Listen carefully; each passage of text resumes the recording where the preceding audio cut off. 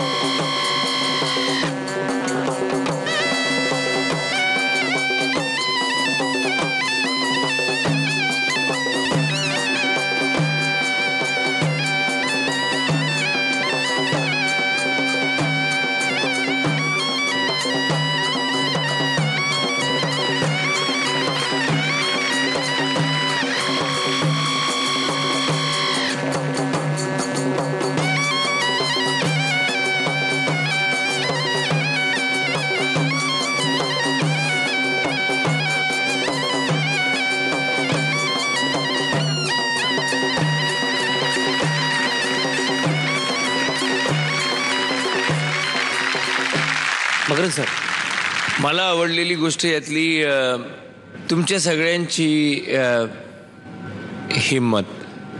मला यातले बरेच असे दिसत आहेत ज्यांचं वय माझ्या मते 50च्याही पलीकडे 60च्या पलीकडे असावं. अगदी प्रश्नच नाही का? दांडपट्टा चालवणारे कुठे आहेत ते? आजोबा कुठे आहेत? आजोबा खरं तर मी तुमचं वय विचारायचं नाहीये मला. माझं वय 68. पण तुम्ही दांडपट्टा फिरवता आणि मी ऐकले की तुम्ही बॅक फ्लिप आम्ही म्हणतो, म्हणजे उलटी हवेतली उडी मारते. अहो काय हे या वयात कसं काय उलटी? लहान 1959 पासून मी ह्या 7वीला शाळा होतो. 7वीला शाळा असताना ही आपली गावच्या लग्न आहे ते आहेत वरातीला खेळायला लागले, परगावची यायला लागली. मी ती 7वीला शाळा सोडली आणि ह्यात मला छंद लागला. छंद लागल्यावर मी कोल्हापूर जिल्ह्यात अनेक बक्षिसे मी मिळवली. तुमचं बॅकफ्लिप आम्हाला बघायला मिळाले नाही, कारण का मला कळलं काहीतरी ऍक्सिडेंट झाला होता काल, तालमीत काहीतरी लागलं होतं तुम्हाला. तर माझं म्हणणं नका मारू हो. आम्हाला माहिती आहे तुम्ही जर इतक्या उड्या मारत आल्यात 1959 पासनं, आता नका मारू.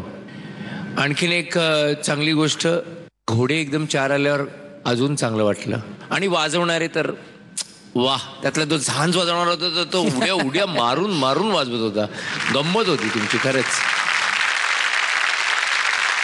सगळा ॲक्ट अतिशय छान देखणं आणि अगदी आपल्या कोल्हापूरच्या तांबड्या मातीने धुवून निघाल्यासारखा अगदी वाटला. त्यामुळे आज आम्हाला तिकडचे परत एकदा कोल्हापूरच्या तांबड्या मातीचं दर्शन दिल्यासारखं झालं. खूप खूप शुभेच्छा तुम्हाला आणि माझं परत एकदा अभिनंदन तुमच्या या विचारांना, तुमच्या या शक्तीला आणि तुमच्या या ऊर्जेला. थँक्यू. मकरंद सर, किती पदकं द्याल तुम्ही? या आमच्या बाबांना बघून आम्ही सांगतोय 9 पदकं.